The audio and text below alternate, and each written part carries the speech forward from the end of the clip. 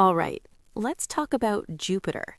Not the clean textbook version, not the one that politely sits in an encyclopedia. I mean the Jupiter that sits at the crossroads of myth, power, fear, astronomy, and human imagination. And before we start, let me be clear about my limits. I'm not here to tell you the truth. I'm here to show you connections. What you do with them is on you. When you hear the name Jupiter, what comes to mind first?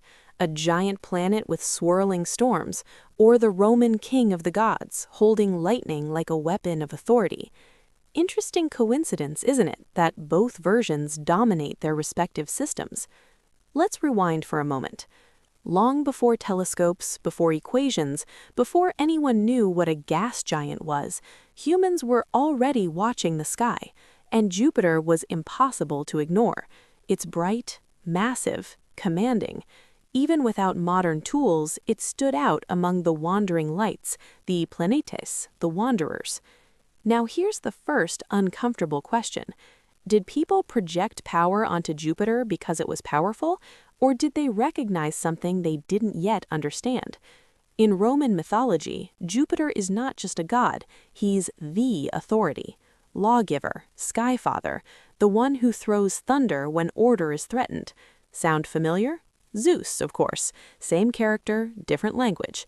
And if we keep going back, Zeus traces to Indo-European sky gods like Dyaus, whose name literally means bright sky or daylight.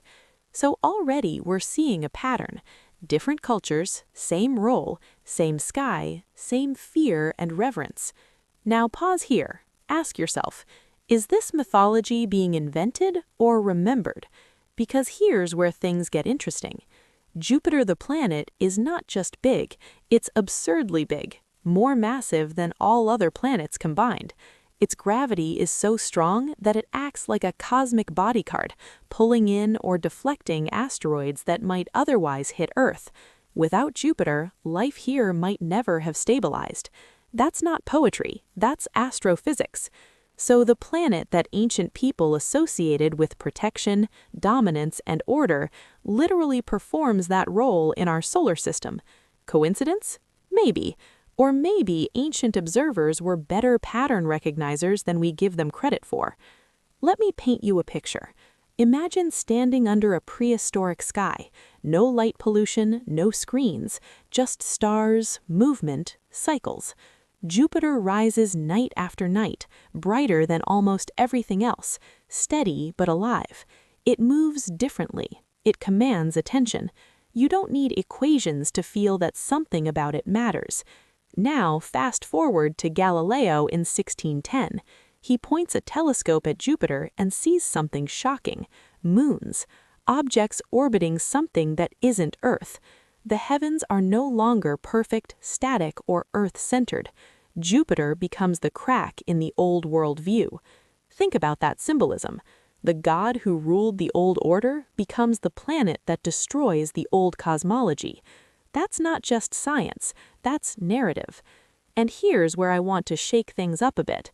We're often told mythology is primitive science, cute stories people told before they knew better. But what if that's backwards?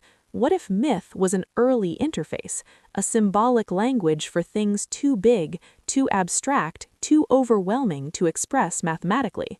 Thunder becomes a weapon, gravity becomes authority, orbital dominance becomes kingship, not because people were ignorant, but because they were human. Now let's cross another line. In many ancient texts, gods descend from the sky, enforce laws, punish rebellion, and demand loyalty. Jupiter is not gentle. He is not forgiving. He rules through fear as much as justice. Sound familiar again? Political systems copied divine systems, not the other way around. Kings didn't become gods by accident. They borrowed the image, and Jupiter became the blueprint. Centralized power, unquestionable authority, control from above. Even today, look at the language we use: supreme power, higher authority, rule from above. The sky never stopped being symbolic. And scientifically, Jupiter still rules from above. Its great red spot, a storm larger than Earth, has been raging for centuries, a constant reminder that chaos and stability can coexist, that something can be violent and orderly at the same time, just like mythological gods. Now here's a question most people don't ask. Why does Jupiter emit energy than it receives from the sun? Think about that. The planet generates its own heat. Its interior is still active, still contracting, still alive in a way rocky planets aren't. Ancient people called Jupiter the source of thunder. Modern science calls it internal energy. Different language, same awe. I'm not saying Jupiter is conscious. I'm not saying it's a god. But I am saying that dismissing ancient interpretations as nonsense is lazy thinking. Because here's the real taboo. Modern humans often assume superiority simply because we have better tools. But wisdom isn't linear. The ancients didn't separate science, myth, psychology, and politics. They blended them, they synthesized, and maybe that's why their stories lasted thousands of years while our textbooks expire every decade. So when you hear Jupiter, don't just think planet, don't just think God. Think system stabilizer, think symbol of order, think the force that keeps smaller worlds from tearing themselves apart. And now I'll leave you with this. What if mythology isn't about gods at all? What if it's about how humans interpret power, cosmic, natural, and psychological, before we have the words to describe it? Jupiter didn't stop being relevant when we discovered it was made of gas. It became even more unsettling, because the king of the gods never fell. He just changed form. And if that idea makes you uncomfortable, good. That means you're thinking.